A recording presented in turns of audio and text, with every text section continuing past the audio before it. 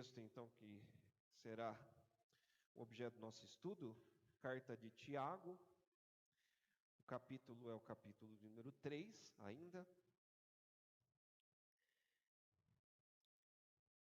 Tiago, capítulo 3, os versículos de número 13 até o versículo de número 18. Tiago 3, versículo 13 ao 18.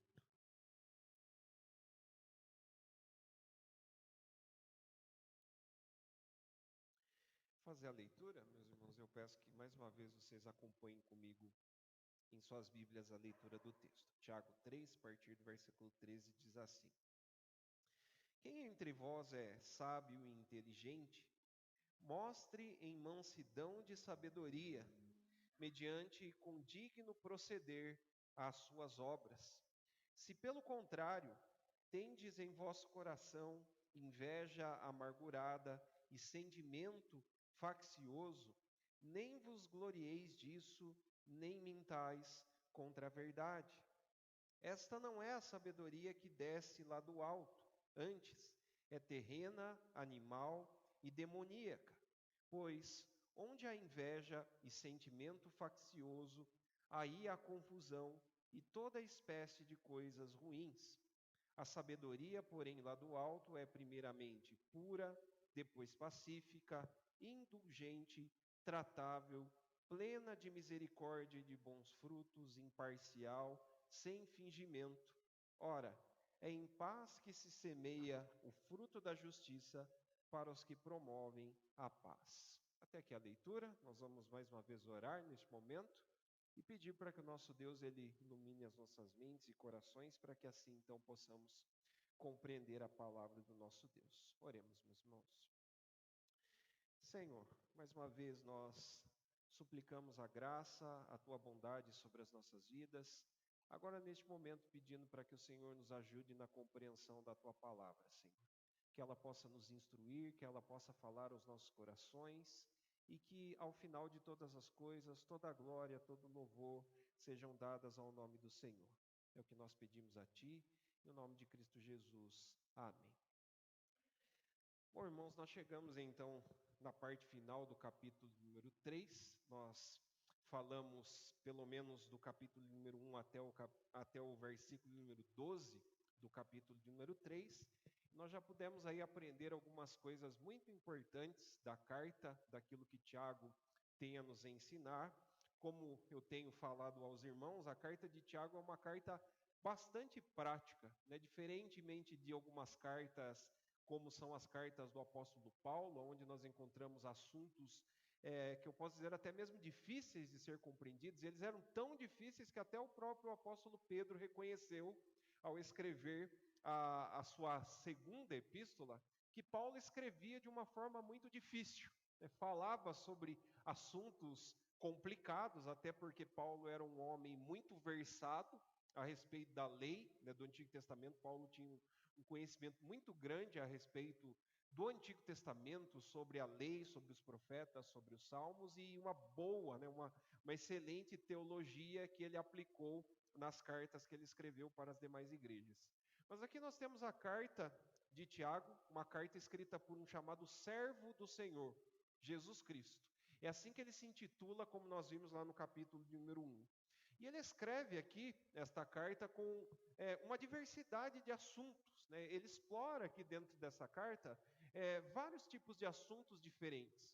Como nós vimos, só para nós nos contextualizarmos aqui, meus irmãos, Tiago fala sobre como o crente ele deve proceder no meio das provações. Um dos conselhos que Tiago nos deu e está registrado nos primeiros versículos dessa carta é que nós devemos buscar sabedoria de Deus para compreendermos como nós devemos nos portar ante as provações que são vindas até nós pelo próprio Deus. Ele provou para nós ali que as provações que nós passamos, nesses momentos às vezes muito dificultosos, eles são até mesmo permitidos por Deus para o nosso amadurecimento, né, para o nosso progresso na fé. E quando estivermos no meio desses momentos difíceis da vida que surgirão, Tiago diz que nós precisamos orar e pedir sabedoria. Por que sabedoria? Aí ele nos explicou. A sabedoria que nós precisamos pedir a Deus é para que nós não venhamos a ter dúvidas sobre o caráter de Deus. Pensarmos que Deus é ruim e que Ele manda essas coisas porque talvez o caráter dele não seja o caráter santo, justo e bom. É por isso que Ele coloca, né, no meio daquele contexto a questão das tentações. Ele diz que quando nós pecamos, nós só o pecamos porque a tentação já está antes de tudo no nosso coração e Deus não tenta ninguém para o mal. Então nós poderíamos excluir qualquer ideia de acusar Deus pelas coisas que acontecem. Mas Tiago diz que nós precisamos de sabedoria para entender que tudo que Deus faz é perfeito e que nada foge do controle de suas mãos. E aí Tiago ele passa a falar sobre mais alguns assuntos, né? No capítulo número 1 ainda, nós vemos Tiago chamando os seus ouvintes a se tornarem não somente ouvintes da palavra, mas operosos praticantes. É por isso que então ele adentra alguns assuntos específicos, né, como é, por exemplo, o trato das pessoas quando elas vêm para a sinagoga. Esse era o contexto, né, em que Tiago escreve esta carta. Muitos daqueles judeus que se converteram a Cristo frequentavam ainda as sinagogas e aprendiam a respeito do Evangelho lá dentro daquelas sinagogas, e Tiago corrige um problema pontual. A questão ali que nós vimos é a questão da acepção de pessoas, tratar pessoas com parcialidade. Então, Tiago nos lembra desse importante preceito ali desenvolvido, principalmente no capítulo 2. Tiago também falou sobre a questão das obras como algo que confirma a nossa fé em Jesus Cristo. Isso ele falou dos versículos de número 14 até o versículo número 26, né? A síntese desse assunto, ele termina no versículo de número 26, dizendo que assim como o corpo sem o espírito é morto, assim também a fé sem obras é morta. Por quê? Porque essas duas coisas são inseparáveis, né? Tanto o corpo como o espírito são duas coisas inseparáveis. É por isso que quando Jesus Cristo voltar novamente, ele chamará, né, com a sua palavra de ordem aqueles que estiverem mortos, e então haverá novamente a união da alma com o corpo, para que novamente nós venhamos a experimentar essa união e vivermos com Cristo. Desta forma, né, usando essa figura de linguagem, Tiago diz que obras e fé são inseparáveis. Se eu creio, eu tenho que fazer algo, né? Se eu tenho fé em Deus, eu tenho que provar através das obras. E as obras ali, como nós vimos ensinada por Tiago, meus irmãos, não tem a ver somente com a prática da caridade, mas tem a ver com a obediência ao Evangelho, né, com a obediência aos mandamentos, na forma como nós nos portamos para com as pessoas no que diz respeito ao nosso caráter. É por isso que Tiago vai voltar nesse ponto aí no texto que vamos ver então. Antes de tudo também, capítulo 3, para entrarmos então no texto, Tiago falou sobre pessoas que gostariam de se tornar mestres. É assim que ele começou o capítulo 3, né, com essa expressão: meus irmãos, não vos torneis muitos de vós mestres, sabendo que havemos de receber maior juízo. E como nós vimos então no nosso último estudo, algumas pessoas ali queriam exercer a primazia, queriam o cargo de liderança dentro daquele contexto, né, religioso, daquele contexto da sinagoga. E Tiago os adverte dizendo: olha, falar e ensinar é algo muito bom, né? Estar à frente e exercer um cargo de liderança é algo que gera até mesmo um certo respeito, né, uma certa visibilidade para com as pessoas. Mas Tiago os lembra que há um certo perigo, porque ao mesmo tempo em que é bom ensinar, Tiago nos mostra que aquilo que falamos, e ele usa ali a expressão língua, né, o poder que a língua tem ao instruir as pessoas, que se esse ensino ele não for adequado, nós podemos tanto abençoar pessoas, né, levar pessoas a adorar e a servir a Deus, como nós podemos, segundo o versículo 9, amaldiçoar as pessoas. E a gente viu então que essas duas expressões, né, tanto abençoar, bem dizer ao Senhor, como amaldiçoar os homens, era uma coisa que naturalmente acontecia lá no Antigo Testamento, através da palavra dos profetas, né? Essas duas expressões, Elas eram sempre usadas lá no contexto do Antigo Testamento, no que dizia respeito à forma como os profetas introduziam o seu ensino. E se o ensino deles fosse inadequado, qual era a consequência natural então? Eles poderiam fazer com que outros viessem a naufragar segundo o seu próprio falar, segundo o seu próprio proferir de língua. Bem como se eles fossem bons condutores, então eles levariam pessoas a adorar a Deus, a bendizer ao nome de Deus. Então, esse é o contexto aí para nós, de uma forma bem simplificada aí, para que a gente continue então a entender aqui o ensino de Tiago. Versículo 13, então, nós percebemos, meus irmãos, que Tiago volta novamente ao assunto da sabedoria. Ele começa o texto com a seguinte pergunta: quem entre vós é sábio e inteligente? E ele começa essa nova introdução dele aqui, ao falar agora acerca desta sabedoria do alto, com esta pergunta, porque ele havia acabado de falar ali sobre mestres que pensavam que eram sábios, que pensavam que eram inteligentes e instruídos. E é claro que aqui, meus irmãos, Tiago não está falando sobre aquela sabedoria que nós compreendemos como uma pessoa que é versada em muitas coisas, uma pessoa que é entendida sobre muitos assuntos, porque a gente sabe que tem pessoas que sabem muitas coisas, que são versadas em muitos assuntos, que têm um grau de conhecimento muito alto sobre todos os assuntos e sobre todas as ciências, e que agem como tolas. A gente sabe. Até o ateísmo mesmo é uma prova disso. Porque a gente vê pessoas que têm muito conhecimento, mas que não conseguem, através daquele conhecimento científico, através de todas as ferramentas que eles têm ali para poder se aproximar mais do que nós de coisas assim tão complexas como é, por exemplo, a ciência, e que negam Deus. Então a pergunta que a gente faz: mas como? São pessoas tão entendidas, que têm tanto conhecimento nessas áreas tão complexas da vida e não conseguem enxergar isso? É porque essa sabedoria e inteligência que o Tiago está falando não tem a ver, como eu disse, com a questão do saber várias coisas. A sabedoria aqui que Tiago convida os seus ouvintes, o seu público a se perceberem, é a sabedoria bíblica. É aquela sabedoria que nós encontramos de uma forma muito bem elaborada no livro de Provérbios. Se você já leu o livro de Provérbios, nós gostamos bastante do livro de Provérbios, porque o livro de Provérbios ele tem em vários, do seu contexto ali, do livro, vários trechos curtos sobre a maneira de como nós devemos nos portar nas mais diversas áreas da vida. São trechos curtos que são até mesmo fáceis de ser decorados, porque eles são instruções de como o judeu daqueles dias poderia se comportar de forma sábia, para que Deus pudesse ser honrado através das suas atitudes, através daquilo que Tiago chama aqui de obras.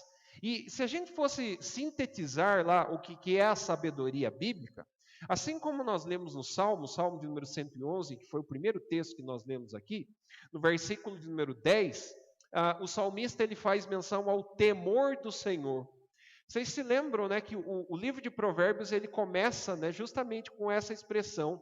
Lá no versículo 7, depois daquelas palavras iniciais do sábio, ele diz que o temor do Senhor ele é o princípio do saber, e que todos aqueles que se atentam para esta sabedoria, que é o temor do Senhor, não cometem loucuras. Ele faz esse contraste lá no começo do livro. E temor do Senhor é uma palavra assim bem forte, uma expressão bem carregada do Antigo Testamento, porque diz respeito àquela forma como todo crente no Senhor se porta em qualquer área da sua vida. Por exemplo, se ele for lidar com a questão financeira, isso aparece muitas vezes lá dentro do livro de Provérbios, Como que o crente ele lida com o dinheiro, com o trato, com as finanças? Esses provérbios aparecem de uma forma muito explorada dentro daquele livro. Aí você vai se lembrar que o temor do Senhor, essa santa reverência diante deste Deus que contempla todas as coisas que acontecem para com seus filhos e contempla também todas as coisas que acontecem neste mundo, você sabe então a forma como você deve se portar quando você lidar com as suas finanças.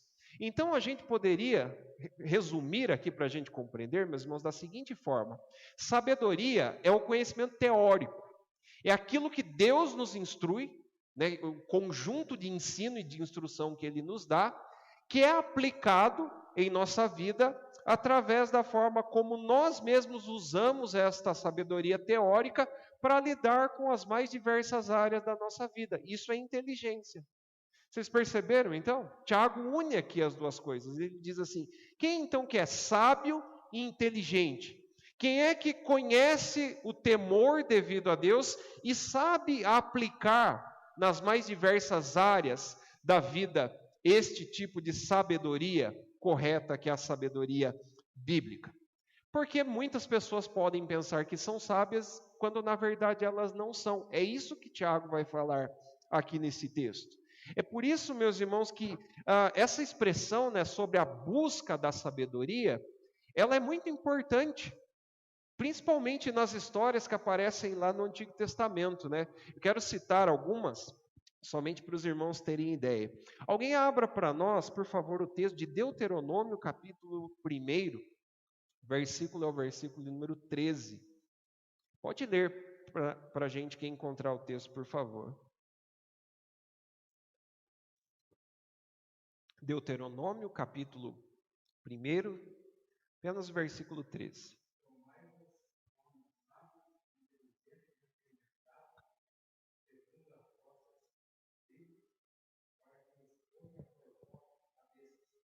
Isso. Essa é uma parte introdutória do livro de Deuteronômio, onde Moisés, que é o autor desse livro, está falando sobre aquele momento onde o Senhor ele colocou líderes, né? Ali há uma escolha de líderes para que eles possam se tornar encarregados e mediadores juntamente com Moisés dos trabalhos e do serviço que seria exercido no meio do povo. E não eram quaisquer tipos de homens que deveriam ser escolhidos para aquela função, porque era uma tremenda de uma responsabilidade conduzir aquela grandiosa nação que se tornou o povo de Deus. E as duas palavrinhas aparecem ali no texto, né? Buscai entre vós, no meio do povo, homens sábios e inteligentes. E ali as duas expressões, como eu disse, elas são usadas desta forma: pessoas que conhecem o temor de Deus e pessoas que sabem aplicar aquilo que elas compreendem das leis de Deus. Há outros momentos também no Antigo Testamento, esse eu não vou pedir para vocês abrirem, mas só para a gente se lembrar. A gente se lembra que quando Daniel chegou lá na Babilônia, juntamente com os seus 3 companheiros, né, Ananias, Misael e Azarias, que se tornaram depois Sadraque, Mesaque e Abdinego, você se lembra que Daniel foi reconhecido dentro do Império Babilônico como alguém que tinha uma sabedoria totalmente diferente da sabedoria que os sábios da Babilônia tinham. Se você se lembrar, haviam juntamente com Daniel, né, juntamente com ele na corte babilônica, outros sábios e instruídos. Daniel ele teve, né, pela graça de Deus, a oportunidade de estudar ciências, né, dos seus dias, juntamente com todos os outros jovens. Ele estudou a geometria da época, ele teve conhecimento militar, né, se você se lembrar, o Império Babilônico era o império que estava em ascendência naqueles dias, era um império que tinha sob o seu domínio todas as nações daquele tempo. E Daniel teve a oportunidade de ter acesso, né, a todas essas informações, a todas essas instruções. Mas quando o rei Nabucodonosor ele teve um problema diante dele, que foi justamente o sonho, né, que está narrado para nós no capítulo número 2, você se lembra que Nabucodonosor ele traz para junto dele todos aqueles sábios e magos do Oriente, e nenhum deles foi capaz de poder revelar sonho de Nabucodonosor, ou até mesmo interpretar o sonho. E quando a situação estava, né, toda perdida, porque a sentença já havia sido dada por Nabucodonosor, Você se lembra que Daniel, então, ele assume, né, o seu posto ali de liderança e diz, não, deixa que eu vou lá e pode deixar que eu vou dar a interpretação para o sonho do rei.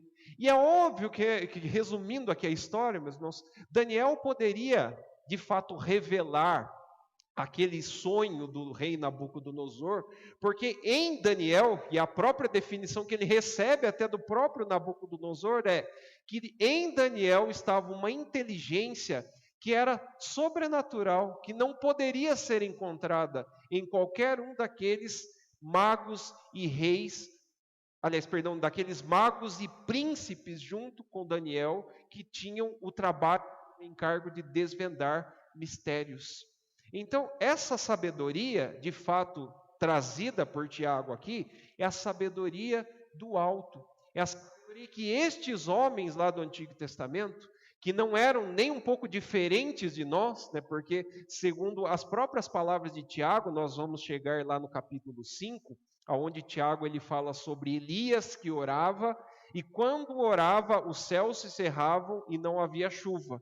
E quando Elias dobrava os seus joelhos e orava novamente, dos céus vinham chuvas. E aí Tiago faz um comentário, né? Ele diz, Elias era homem semelhante a mim e a você. As mesmas dificuldades que ele tinha, né? Os mesmos problemas que ele tinha, todos nós o temos. Essas eram as mesmas dificuldades de Daniel. Por isso Daniel precisava de sabedoria para poder aplicar em todas as áreas da sua vida. Eu quero só abrir mais um parênteses aqui sobre a vida de Daniel, porque o livro dele é muito interessante sobre essa questão da aplicação, né, da sabedoria bíblica sobre todas as nossas ações, sobre todas as nossas obras. Eu me lembro daquele capítulo 9, meus irmãos, onde você encontra Daniel aguardando a promessa do retorno do cativeiro. Naquele momento de desespero, né? Naquele momento de calamidade que o povo estava enfrentando, e certamente foi um momento muito difícil também para Daniel. Daniel, diferentemente das outras pessoas, estava lendo os escritos do Antigo Testamento, ele tinha acesso ali ao livro do profeta Jeremias, e ele compreendeu pela escritura, pela sabedoria, pela instrução bíblica, que o período em que se encerraria então o cativeiro seria depois de 70 anos. E eu fico imaginando assim, né, Daniel, depois, né, de viver ali já velhinho, né, passar por todo aquele período difícil, o coração dele palpitando e ele pensando, está acabando, né, vai durar pouco, né, não vai demorar muito. Né, imagina um homem velho, né, como já estava Daniel, sabendo então pela instrução bíblica que justamente aquele seria então o período em que os anos do cativeiro se encerrariam. É assim que nós encontramos então, meus irmãos, no Antigo Testamento, essa expressão da sabedoria. Ainda no versículo 13, Tiago aqui, ele mostra para nós como essa sabedoria do alto, ela se dá de uma forma aplicável, né, na nossa vida. O que ele quer dizer quando ele faz essa pergunta, né, quem entre vós é sábio e inteligente? Aí ele diz assim, mostre em mansidão de sabedoria, mediante condigno proceder as suas obras. O que significa essa segunda parte aí do versículo 13, que Tiago quer nos ensinar? Se lembre que o contexto aqui para nós são os mestres, é assim que ele começou o capítulo 3. Ele não mudou de assunto ainda. É como se Tiago dissesse assim, olha, não basta só falarmos, nós temos que mostrar, né, com a nossa prática, com o nosso falar, aquilo que nós somos através das obras. Conhecer, é como se Tiago dissesse assim, de uma forma bem simplista, é muito fácil saber, mas o difícil mesmo é você tornar aplicável aquilo que você sabe, porque falar é muito fácil. Falar qualquer um fala, mas o que as pessoas precisam lembrar é que existe toda uma forma adequada do caráter daqueles que falam agir. Então ele fala sobre mansidão de sabedoria, porque mansidão aqui é uma palavra que define o nosso próprio Senhor, Jesus. Se você se lembrar lá nos Evangelhos, capítulo 11 de Mateus, Jesus, ele chama, né, uma multidão, né, dizendo, vinde a mim, vós que estáis cansados e sobrecarregados, aprendei de mim, porque sou manso e humilde de espírito.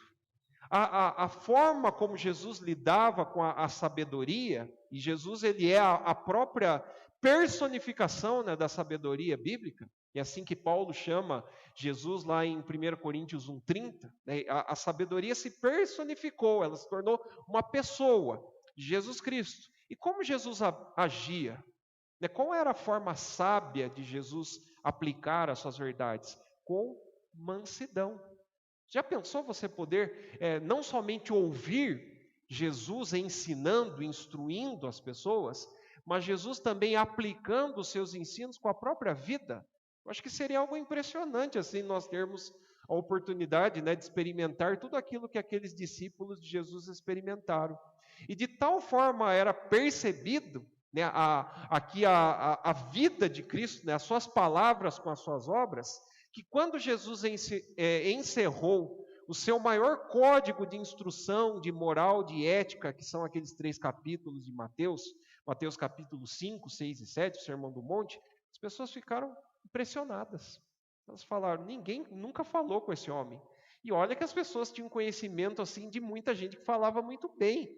Né? Jesus veio um pouquinho depois de Platão, né? Veio um pouquinho depois de Sócrates, né? Todos aqueles filósofos tão conhecidos já haviam partido, né? E Jesus surge como alguém que não somente sabe falar e instruir moralmente, mas que as pessoas viam nele.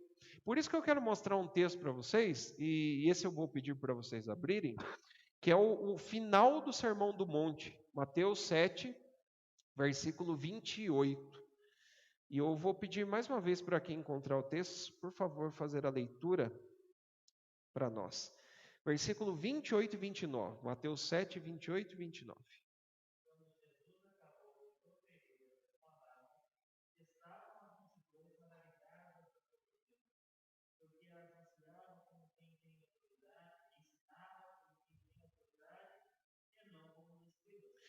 Percebam aí, meus irmãos,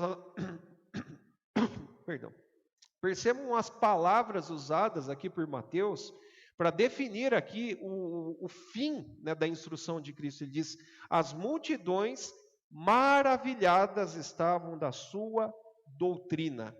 E aí, versículo 29 diz, porque ele as ensinava como quem tem autoridade. A autoridade aqui, usada no versículo 29, dá a ideia de que Jesus falava e fazia. Ele não era como os escribas. Quem eram os escribas? Às vezes a gente vê, né, tantas vezes os escribas ali sendo mencionados nos evangelhos, e até mesmo censurados por Jesus, e a pergunta é, quem eram os escribas, né?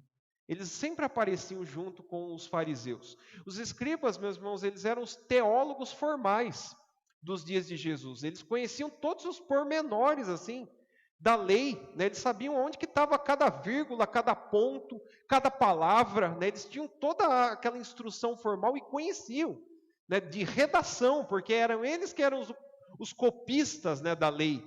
Eles ouviam, ditavam para eles e eles registravam. E tamanha era a familiaridade que eles tinham com o texto, que eles sabiam na ponta da língua tudo que vocês podem imaginar a respeito da lei. Só que tinha um problema, eles só sabiam, eles só conheciam, eles tinham contato, mas eles não aplicavam, eles não viviam o que eles sabiam de forma teórica. É por isso que as pessoas se impressionaram tanto com Jesus, porque ao mesmo tempo em que ele sabia, ele fazia. A sua sabedoria era aplicada em mansidão. E não somente ele, na própria experiência de Tiago, meus irmãos, nós vemos também que Tiago também soube aplicar essa mansidão, essa sabedoria, né, que vem junto com a mansidão. Aonde que aparece, né, este Tiago aqui que escreveu esta carta, aplicando, né, de forma sábia a sabedoria do alto? Lá no capítulo 15 de Atos. Se você se lembrar, teve um problema, né, uma questão doutrinária lá, alguns problemas, algumas coisas difíceis que aconteceram lá no chamado Concílio de Jerusalém. E aí, como é que nós fazemos com os judeus? Eles querem guardar os ritos ainda, eles querem manter algumas coisas do judaísmo. E aí, como é que nós fazemos? Nós abolimos, porque o evangelho chegou e essas coisas ficaram para trás como sombras, como coisas que já foram cumpridas em Jesus. E aí, como é que fica?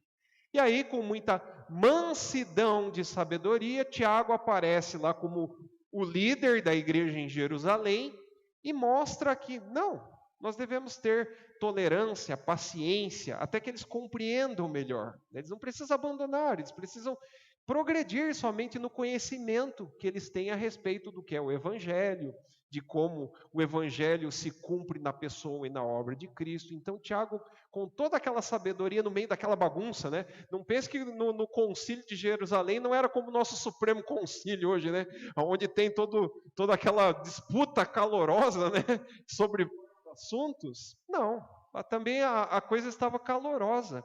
E Tiago, cheio de sabedoria e sabedoria do alto e com mansidão, soube como tratar. É por isso que ele diz assim, mediante condigno proceder as suas obras. A gente podia traduzir essa frase assim, meus irmãos, mediante condigno proceder, de uma forma muito parecida com aquilo que Pedro fala na sua epístola, na sua primeira carta, no capítulo 2, onde ele fala sobre um procedimento exemplar.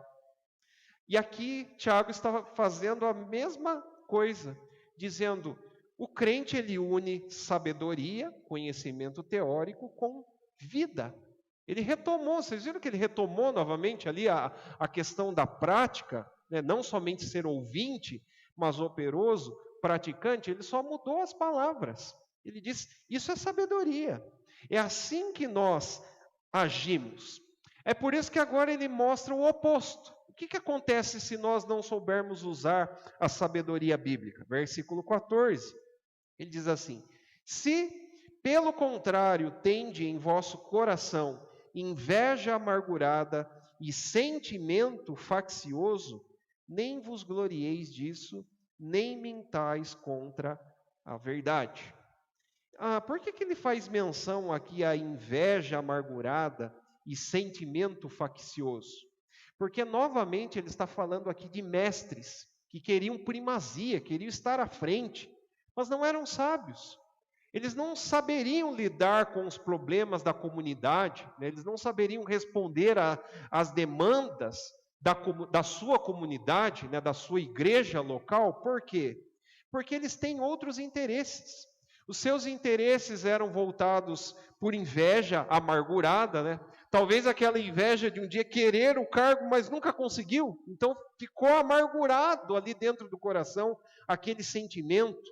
Por isso, Tiago encontra aqui um problema, bem como também um sentimento faccioso. A palavra aqui, sentimento faccioso, é um espírito voltado ao dinheiro. Isso literalmente significa essa frase.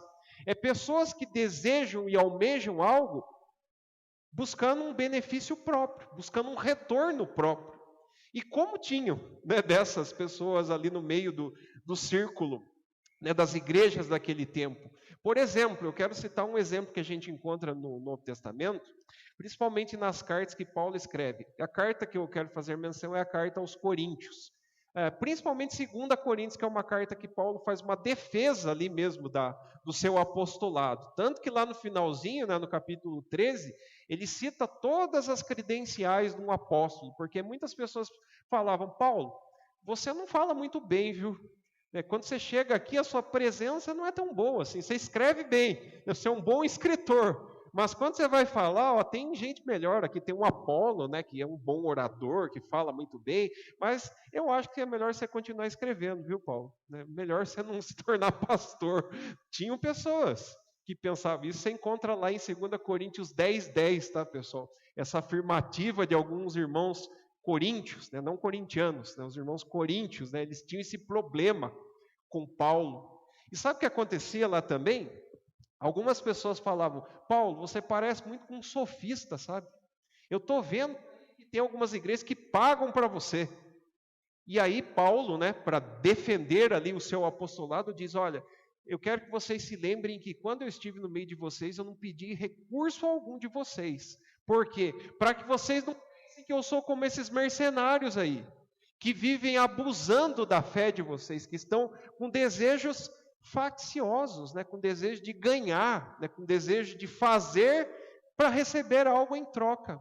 Por que sofista? Né? O que era um sofista lá nos dias de Paulo? O sofista, ele era um filósofo pago. Ele instruía as pessoas ali dos seus dias, né, principalmente os jovens, para ganhar dinheiro.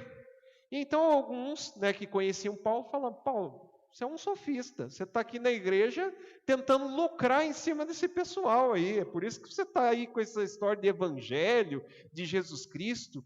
E ali Paulo diz: olha, vocês estão absolutamente enganados, né, porque o evangelho é de graça, e quando eu recebi, né, de alguma igreja, e Paulo recebeu, né, em algumas igrejas ele afirma isso, ele só o recebeu porque era de direito dele, como ministro do Senhor. Não é lá que Paulo coloca nas cartas que todo o trabalhador é digno do seu salário? Se ele trabalha, se ele se esmera em fazer o que ele faz, ele é digno de receber. Então não era um problema algum. Mas para Paulo não ser confundido com esses ladrões da fé, então Paulo disse: olha, daqui eu não quero receber nada, porque eu não quero que vocês pensem que eu sou um mercadante aí do evangelho. Eu não quero ser um mercadejador do evangelho. Então essa expressão, ela lembra muito isso, né? Pessoas que querem, que almejam ser poderosas dentro de um círculo de igreja. Paulo encontrou esse problema na igreja de Corinto. Eu quero que nós vamos para 1 Coríntios, capítulo de número 3. O versículo é o versículo de número 3. Pode ler para nós, por favor, quem encontrar o texto. 1 Coríntios 3, versículo 3.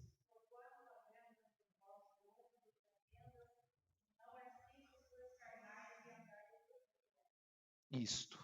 Aqui Paulo une essas duas palavras, né? Ciúmes, que aparece, aqui a palavra aparece traduzida como ciúmes, é a mesma palavra que aparece ali no versículo número 14 de Tiago para inveja, né? Ciúmes e contendas, pensamentos, espírito faccioso, é a mesma palavra, nos dois textos aí, só que traduzidas, né, de formas diferentes aí para nós. Paulo viu esse problema lá dentro da igreja de Corinto. Se você se lembrar, havia muitos problemas dentro da igreja de Corinto. Dentre eles, facções, desejos, né, motivações inconvenientes. Né? Pessoas que diziam: eu sou de Apolo, outros que diziam: eu sou de Pedro, outras que se achavam abastadas. Né? Paulo fala lá no capítulo 4 da primeira carta aos Coríntios: olha, quem dera se nós fôssemos ricos como vocês, porque vocês já reinam, né? Ele faz ali, ele usa de uma figura uma figura ali que eu posso dizer assim, irônica, para dizer que os coríntios pensavam que eles eram muita coisa, quando na verdade eles não eram nada. Eles achavam ao seu modo de ver que eles eram grandes coisas, que eles reinavam, mas Paulo diz: olha, vocês precisam abandonar esses pecados, como inveja, como facção, como desejo de ser, desejo de buscar algo. Pelo contrário, a sabedoria bíblica, ela é muito contrária a tudo isto. E nós percebemos pelas palavras aqui usadas por Tiago, nós já vamos chegar ali na definição do que é a sabedoria bíblica, e ela não tem nenhum tipo aqui de contato com isto que Tiago está vendo e percebendo ali no meio daquela comunidade. Por isso, então, versículo 14 ainda ele diz assim: olha, se pelo contrário tende em vosso coração inveja amargurada e sentimento faccioso, nem vos glorieis disso, nem mintais contra a verdade. É como se Tiago dissesse assim: olha, se alguém conheceu o evangelho, que ele chama aqui de verdade, né, a palavra verdade já apareceu aí no capítulo 1, versículo 18, né, quando ele diz que nós somos gerados pela palavra da verdade. É uma menção ao evangelho. E ele diz assim: quem tem o evangelho, quem conheceu o evangelho, quem conheceu a sabedoria que é revelada através do evangelho, e a sabedoria, como eu disse, é Cristo, é tudo que nós aprendemos dele, então esses sentimentos não podem estar presentes. Por quê? Aí ele vai explicar. Versículo 15. O que é essa sabedoria, onde existe inveja amargurada e sentimento faccioso? Ele diz assim: esta não é a sabedoria do alto. E ele vai voltar a falar dessa sabedoria do alto, versículo 17. Mas antes ele diz que esta sabedoria contrária à sabedoria do alto é terrena, animal e demoníaca. 3 palavras aí ele usa para definir para nós o que é a sabedoria que não procede de Deus. Primeiro, ela é terrena.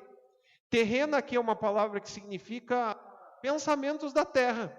Que ela busca os interesses da terra, que eles não têm qualquer tipo de contato com aquilo que glorifica a Deus, né? Com aquilo que dá a glória a Deus, com aquilo que leva ao reconhecimento de Deus. Então, por isso ela é terrena. Ela é animal. Né? Por que aparece aqui a palavra animal, né? ao se referir de sabedoria? Porque a ideia aqui de Tiago, ao usar essa palavra, animal, é que toda a criação, além, né, do homem sem Deus, os animais, eles são irracionais. Um animal não tem conhecimento de nada. Se você colocar um animal na frente do espelho, ele não tem ideia, né, sobre quem ele é. Ele vê uma imagem projetada dele mesmo, mas ele não tem autoconsciência. Ele é criatura. Ele só tem a alma, o espírito de vida está nele, mas ele não tem capacidade, racionalidade para discernir as coisas. Essa é a ideia da palavra animal aí usada no texto.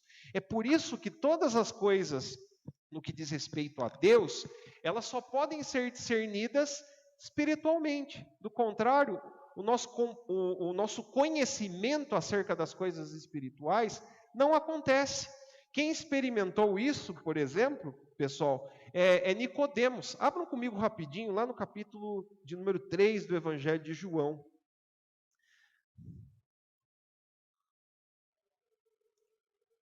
João capítulo 3. Versículo 12, diz assim: se tratando de coisas terrenas, não me credes? Como crereis se vos falar das celestiais?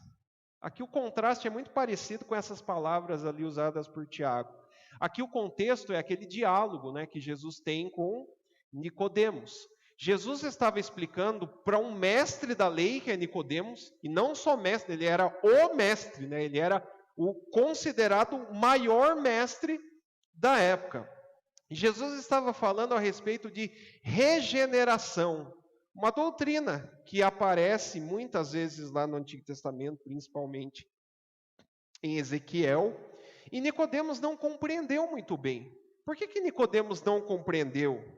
Jesus tentou explicar para ele usando o exemplo de uma criança que volta ao ventre. Esse foi o exemplo natural que Jesus deu para ele entender uma verdade celestial. Mas o que aconteceu? Nicodemos não compreendeu. Porque para compreender coisas celestiais, como diz aí Jesus, ele precisava de sabedoria do alto, que até aquele momento então ele não tinha. Porque essa experiência dele aconteceu depois, porque Nicodemos de fato foi regenerado, se converteu, né? Recebeu o discernimento espiritual das coisas. Mas quem não tem essa sabedoria do alto, tem uma sabedoria animal. Não discerne as coisas, não compreende as coisas assim como uma besta fera. É assim que Judas, né? Ele usa essa palavra lá no seu livro, na sua carta, né? Judas, versículo 9. Judas chama algumas pessoas lá de bestas feras irracionais. É assim que ele chama lá pessoas que não compreendem que é o evangelho, que vivem, né, de uma forma incoerente com a verdade do evangelho. E é demoníaca, né, que é a terceira palavra usada aí por Tiago, no versículo 15, porque a sabedoria que não é a sabedoria de Deus é uma sabedoria que tem princípios demoníacos, é uma sabedoria muito parecida com os intentos do próprio diabo. É bem pesado, né, esse termo. Por quê?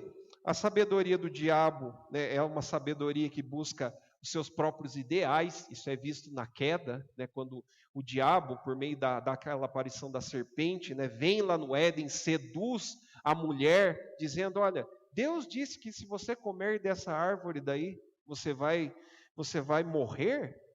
É porque você não pensou bem. Na verdade, ele está com medo de que você se torne igual a ele. Perceberam a sutileza assim, das palavras de Satanás? Por isso são intentos e motivações demoníacas, né? Se a nossa motivação é errada, ela é sempre demoníaca. É por isso que até as orações nossas, se elas não forem feitas com intenções corretas, né, com motivações certas, nós só faríamos então aquilo que não presta.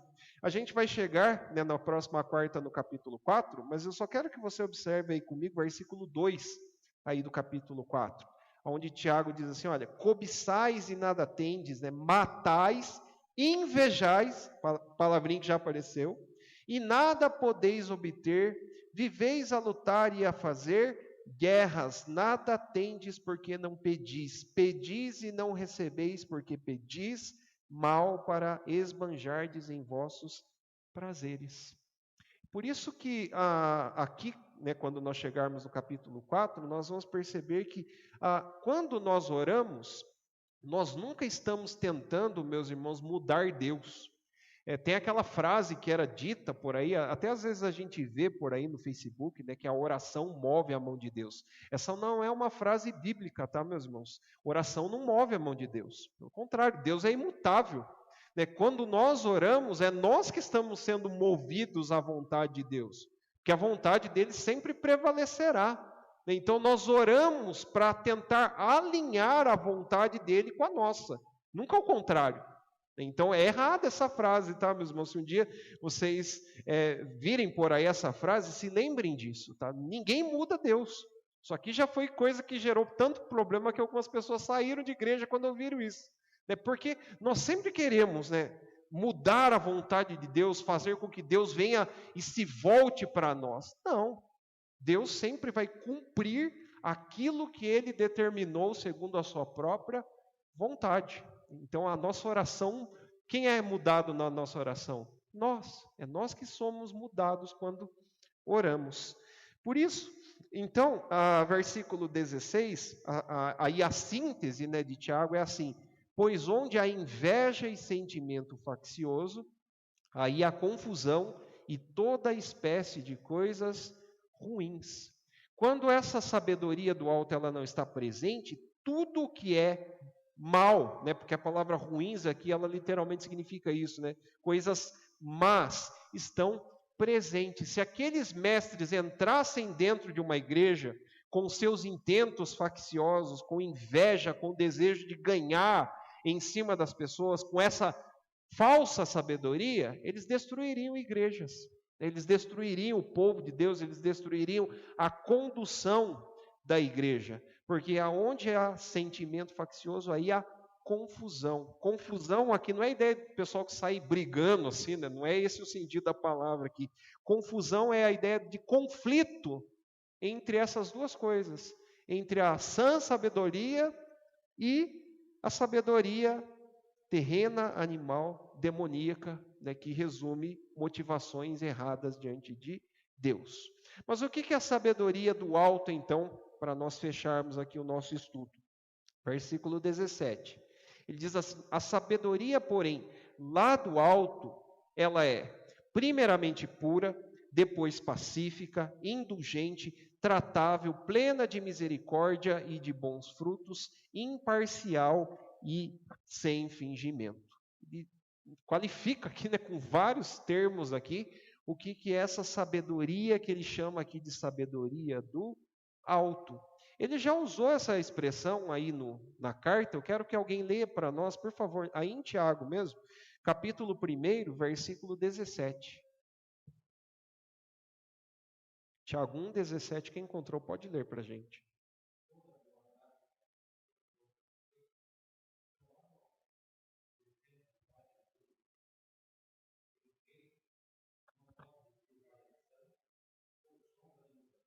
Isso.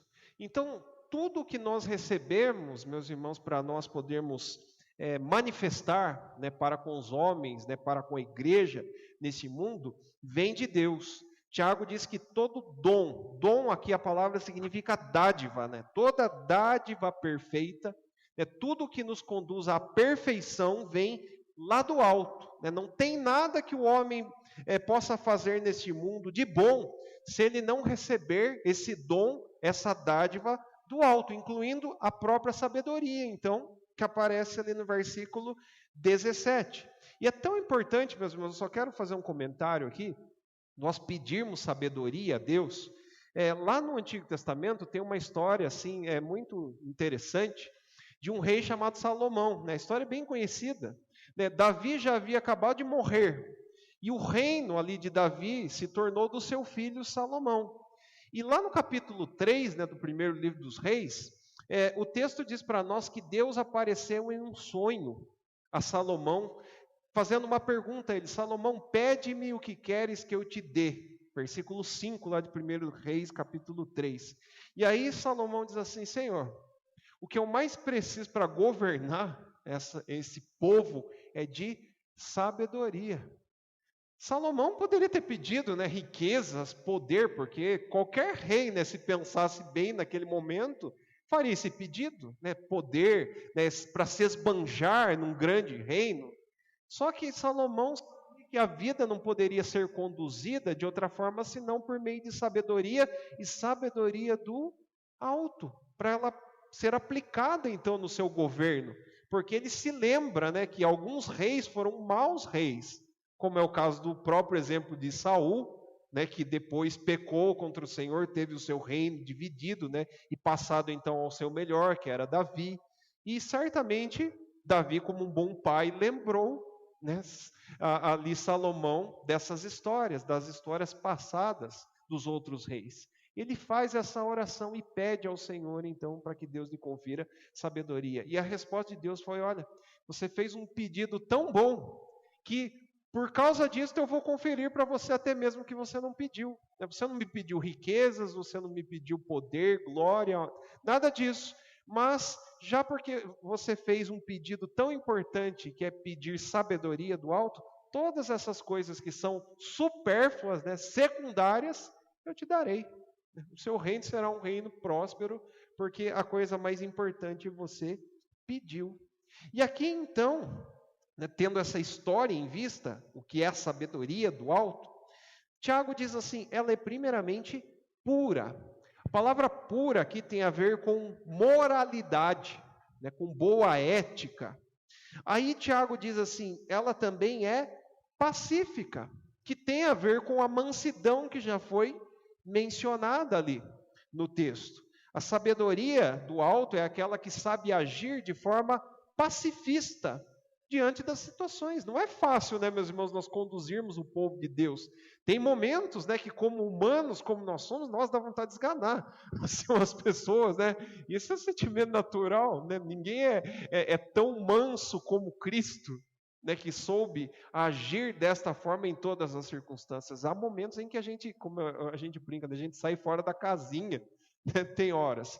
Mas essa sabedoria nos ajuda a sermos pacíficos em todas as demais circunstâncias, bem como ela é indulgente, ela não busca interesses para si, né? Ela não está atrás de algo, né, para si, porque esse é o sentido da palavra indulgência aí, usada no texto, né? Não é indulgente, ela é tratável. Tratável aqui dá a ideia de não somente paciente, né? Mas ela sabe responder adequadamente às demandas necessárias. Ela é plena de misericórdia, né? Ela enxerga, né, os deveres diante de si, né? Ela percebe as circunstâncias diante de si. Ela também apresenta bons frutos, né? O fruto aqui é uma característica do verdadeiro crente, né? Por isso a sabedoria gera frutos. Ela não é imparcial. Tiago já falou disso aqui, né? Ela aparece novamente aqui como uma virtude de quem é sábio, Quem é sábio não trata as pessoas, né, de forma diferente, né, sejam elas brancas, negras, ricas, pobres, elas entram em nossas igrejas, Deus não faz acepção delas e elas devem ser tratadas da mesma forma, isso é ser sábio, né, mostrar isso em obras de sabedoria. E ela é sem fingimento, ela não tem máscaras, né, ela não apresenta hipocrisia. Eu não sei se vocês sabiam, mas a palavra hipócrita, né, que aparece na Bíblia, Paulo usa ela lá em Romanos capítulo 12, né, a partir do versículo 9, lá, Paulo diz que o nosso amor seja sem hipocrisia. Sem fingimento é o contrário para nós de hipócrita, né? Quando a pessoa é hipócrita, nós falamos que essa é uma pessoa mascarada, porque o hipócrita lá nos dias de Paulo era alguém que fazia parte dos teatros, né? Das peças teatrais que aconteciam lá em Roma e colocavam uma máscara. E quando eles colocavam aquela máscara para fazer peça teatral, eles eram caracterizados como os hipócritas da época. Então agora você sabe de onde que veio, né, a ideia de alguém mascarado, né, alguém que carrega uma hipocrisia na sua vida. Mas o sábio, né, a sabedoria do alto, ela remove, né, essa hipocrisia da nossa vida. É por isso que Tiago termina dizendo então que é em paz, né, que se semeia o fruto da justiça para os que promovem a paz. Esse versículo parece meio fora de contexto, né? Os intérpretes têm dificuldade aqui com esse versículo. Assim. Por exemplo, ele estava falando de sabedoria, daqui a pouco ele começa a falar de paz, né? Parece que fugiu aqui um pouco assim, do contexto. Né? A gente tem um pouco de dificuldade em entender esse versículo 18. Mas né, os intérpretes aqui entendem que Tiago está dizendo para nós que para que a nossa sabedoria se torne aplicável, antes de tudo, nós precisamos permear o nosso contexto, né, a nossa situação com paz. Nós devemos promover a paz para agir com sabedoria. Antes de tudo, a paz vem antes, né, para depois agir com sabedoria. É como o caso, né, que eu já apresentei para vocês, da contenda que teve lá em Jerusalém, que Tiago experimentou. Né? Quando o conflito aconteceu, o que aconteceu depois? Antes de tudo, Tiago aparece, ele pacificou, né, o cenário e agiu com sabedoria. Essa é a ideia aqui. Então, essa sabedoria, antes de tudo, ela é apaziguadora, né, para que o fruto da justiça ele ocorra para os que promovem a paz. Então, meus irmãos, esse é o ensino que nós encontramos aqui, né, resumido nesses versículos, do versículo 13 até o versículo número 18. Acredito que a aplicação de forma muito simples, né, que nós poderíamos fazer aqui, que é algo muito visto aqui dentro da carta de Tiago, é que nós precisamos orar sempre pedindo sabedoria a Deus para que nós saibamos aplicá-la nas demais e mais diversas áreas da nossa vida. Alguns estudiosos, né, do Novo Testamento dizem que Tiago ele era caracterizado como uma pessoa muito espirituosa, né, como um crente muito fervoroso. Ele era conhecido como Tiago, joelho de camelo, porque ele era um homem de oração. Quando a gente chegar lá no capítulo 5, ele vai falar a respeito desse aspecto aí, que até mesmo o qualificava, né, como um homem de oração. E nós sabemos, né, reiterando aqui e fechando para nós o nosso estudo, que nós precisamos orar muito pedindo sempre para que Deus nos dê essa sabedoria pura, essa sabedoria que vem do alto, porque é difícil, né, nós agirmos assim, de uma forma tão pacificadora, né, de uma forma tão frutífera, de uma forma tão misericordiosa. Por isso nós precisamos sempre dobrar os nossos joelhos e fazermos como Salomão. Antes de tudo, que o Senhor nos conceda a sabedoria para sempre sermos sábios segundo Deus e aprendermos dele, né, por meio da sabedoria personificada, né, que é Jesus. Como Jesus agiu? Né, qual é a forma que eu deveria me portar? Teve um filme que foi muito assistido, né, até mesmo conhecido, cujo título tem um livro também, né, Em Seus Passos, o que faria Jesus? Já viu esse livro? Eu não sei se os irmãos já viram o livro ou o filme. O filme é mais ou menos baseado nesta ideia, né? O que Jesus faria se ele estivesse no meu lugar? Como Jesus agiria em determinada circunstância que eu estou para resolver. Como Jesus se portaria, né, de forma sábia, de forma pura, de forma não indulgente, de uma forma frutífera e misericordiosa diante daquela circunstância. É por isso que eu preciso conhecer muito de Cristo, né? Por isso que todos nós precisamos nos aproximar muito, né, do conhecimento de Cristo, porque, como eu disse, Paulo diz, ele é a perfeita sabedoria de Deus. E quanto mais conhecermos Ele, mais nós saberemos lidar com todos os dilemas, né, e circunstâncias da nossa vida. Amém? Vamos orar para nós encerrarmos, meus irmãos?